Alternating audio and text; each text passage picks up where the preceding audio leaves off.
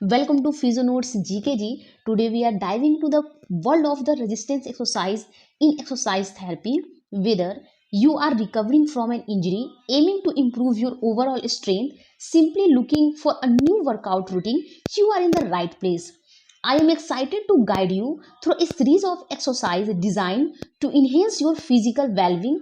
Resistance exercise play a crucial role in building strength, stability and flexibility. Before we jump in, remember to subscribe to our channel and hit the notification bell so you won't miss any future videos. Now let's explore the power of resistance training and how it can benefit.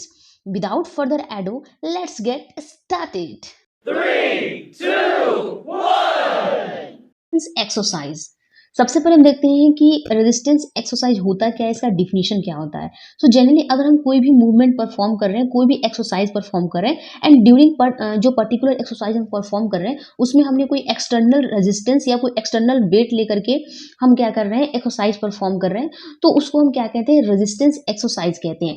Resistance exercise अगर हम कर रहे हैं तो generally क्या होता है, हमारी जो मसल होती है उसकी पावर इंक्रीज होती है, उसकी जो स्ट्रेंथ होती है, मतलब स्ट्रेंथ भी इंक्रीज होती है और एंडोरेंस भी इंक्रीज होता है। सो जनरली जो रेजिस्टेंस एक्सरसाइज है हमारी मसल परफॉर्मेंस को बेटर करता है, जिसमें हमारी स्ट्रेंथ, पावर और एंडोरेंस को क्या करता है, वो इंक्रीज करता है। ओके, तो ये हमारा रेजिस्टेंस एक्सरसाइज का डिफिनीशन हो गया।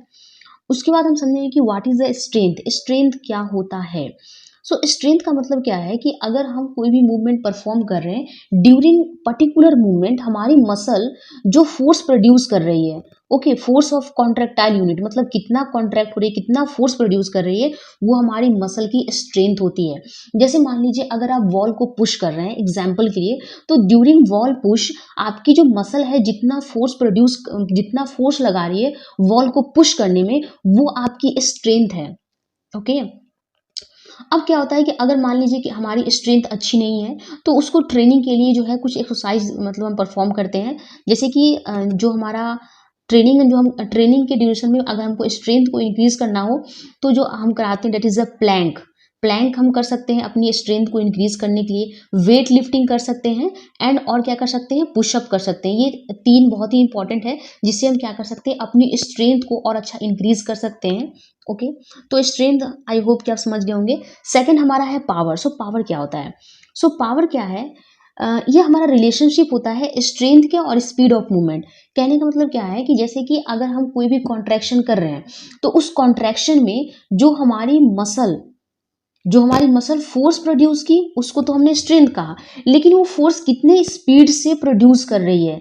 एग्जाम्पल के लिए अगर आप किसी वॉल को पुश कर रहे हो तो पुश करते समय आपकी मसल ने जितना फोर्स प्रोड्यूस किया that is the strength, but कितना स्पीड से आप उस वॉल को पुश कर रहे हो, कितना स्पीड से आप वो मूवमेंट कर रहे हो, वो आपकी मसल पावर होगी। क्योंकि बहुत लोग ऐसे मान लीजिए कि बहुत धीरे धीरे चलते हैं, नहीं तो हम बोल सकते हैं कि उनकी मसल की पावर वीक है इसलिए वो धीरे चल रहे हैं, मतलब मसल फोर्स तो प्रोड्यूस कर रही है लेकिन उनकी जो स्पीड करने की मूवमेंट है वो कम है। जैसे कि आपने देखा होगा कुछ लोग हैं जो बहुत ही स्लोली स्लोली काम करते हैं, बहुत स्लो स्लो अपना वर्क कर रहे हैं, तो इसका जनरली मतलब क्या हुआ, उनकी जो मसल में उनकी जो मसल है उसमें पावर बहुत ही कम है। मतलब मसल फोर्स तो प्रोड्यूस कर रही है, स्ट्रेंथ तो है, लेकिन पावर नहीं है। सो पावर को इंक्रीज करने के लिए जनरली जो हम टेक्निक यूज करते हैं वो क्या होता है, हमारा हाई रेजिस्टेंस होता है एंड लो रिपीटेशन परफॉर्म करते हैं। ये टेक्निक के थ्रू हम क्या करते हैं, अपनी पावर को इंक्रीज करते हैं। ओके, अगर कोई भी पेशेंट हमारे पास आता है जिनकी मसल पावर वीक होती है, ओके, तो अगर हमको पावर को इंक्रीज करना हो तो पहले हम क्या करते हैं, हाई रेजिस्टेंस। अब हाई रेजिस्टेंस कहने का इन सेंस ये है कि ऐसा नहीं कि जो पर्सन होगा उसका जो भी रेजिस्टेंस होगा, उसकी जो फिजियोलॉजिकल जितनी भी वेट को गेन करने की ये होगी उसके हम बियॉन्ड दे देंगे, नहीं। जैसे मान लीजिए अगर कोई पर्सन है जो 20 kg का वेट को बियर कर सकता है, तो हम हाई रेजिस्टेंस मतलब कि अगर मान लीजिए 21 कर सकता है तो हम 20 कर सकता है तो 21 हम दे सकते हैं उसको। अगर वो 21 कर पा रहा है तो ठीक है, नहीं तो हम 20 ही हमारा उसके लिए हाई मतलब कि रेजिस्टेंस होगा और हम लो रिपीटेशन करने को कहेंगे, या हम 21 करने को कहें, मतलब कि 21 हमारा रेजिस्टेंस रहेगा और हम उसको कहेंगे कि आप रिपीटेशन कम कर सकते हैं। तो इससे क्या होगी, उसकी पावर इंक्रीज होगी। तो पावर मतलब आई होप कि समझ गए होंगे। सो अब इंडोरेंस क्या होता है। एंडोरेंस का मतलब है कि अगर हम कोई भी मूवमेंट कर रहे हैं तो वो कितनी बार कर रहे हैं, repetition of particular movement, that is the endurance. जैसे कि मैं आपको फिर से एक एग्जांपल के थ्रू एक्सप्लेन करती हूँ। जैसे मान लीजिए कि आप सेम एग्जांपल वॉल को पुश कर रहे हो, तो वॉल को पुश करते समय आपकी मसल ने जो फोर्स प्रोड्यूस किया दैट इज द स्ट्रेंथ, कितना स्पीड से किया दैट इज द पावर, कितना देर तक आप उसको पुश कर पा रहे हो, उसके बाद आपकी मसल फटीक हो गई, that is the endurance. Okay, वो क्या है, एंडोरेंस है। अब एंडोरेंस अगर मान लीजिए हमारा कम है, मतलब हमारा एंडोरेंस अच्छा नहीं है, हम ज़्यादा देर तक लॉन्ग ड्यूरेशन तक कोई मूवमेंट रिपीटेशन नहीं कर पा रहे, हमारी मसल फटीक हो जा रही है, तो उसको इंक्रीज करने के लिए जो हम ट्रेनिंग देते हैं उसमें क्या करते हैं, इसमें हमारा लो रहता है रिपीटेशन, सॉरी लो रहता है हमारा रेजिस्टेंस, मतलब हम रेजिस्टेंस लो रखते हैं, और हाई हमारा क्या होता है, रिपीटेशन होता है। ये एक ट्रेनिंग होती है जिससे थ्रू हम क्या करते हैं, एंडोरेंस को इंक्रीज करते हैं। जैसे कि आपका जो साइकिलिंग हो गया, वॉकिंग हो गया, ये सब एक बोल सकते हैं कि वो एक्सरसाइज है जिसके थ्रू हम क्या कर सकते हैं, या फिजिकल एक्टिविटी है जिससे हम अपना एंडोरेंस इंक्रीज कर सकते हैं। सो हमने जो टॉपिक, जो 3 एलिमेंट्स होते हैं हमारे मसल के, that is the strength, power और एंडोरेंस को अच्छे से समझ लिया। मैं एक बार फिर से एक्सप्लेन करती हूँ। स्ट्रेंथ क्या था, हमारी मसल जो फोर्स प्रोड्यूस कर रही थी उसको हमने स्ट्रेंथ कहा था।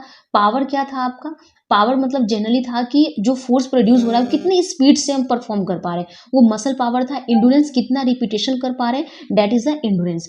देन है बेनिफिट्स की, अगर हम रेजिस्टेंस एक्सरसाइज परफॉर्म कर रहे हैं तो क्या बेनिफिट्स हो रही है। सबसे इंपॉर्टेंट बेनिफिट तो है कि मसल परफॉर्मेंस को इन्हेंस कर रहा है, जिसमें हमारी स्ट्रेंथ, पावर एंड एंडोरेंस को इंक्रीज कर रहा है।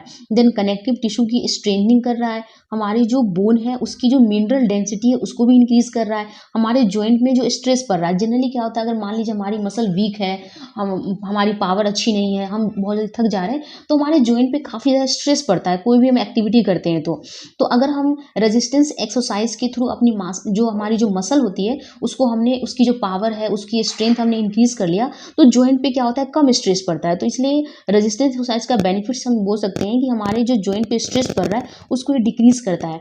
सो हमारे बैलेंस को भी इम्प्रूव करता है। हमारी जो फिजिकल परफॉर्मेंस होती है, जैसे कि अगर मसल मास है उसको इंक्रीज करता है, एंड बॉडी में अगर कोई फैट है तो उसको भी क्या करने का काम करता है, डिक्रीज करने का काम करता है।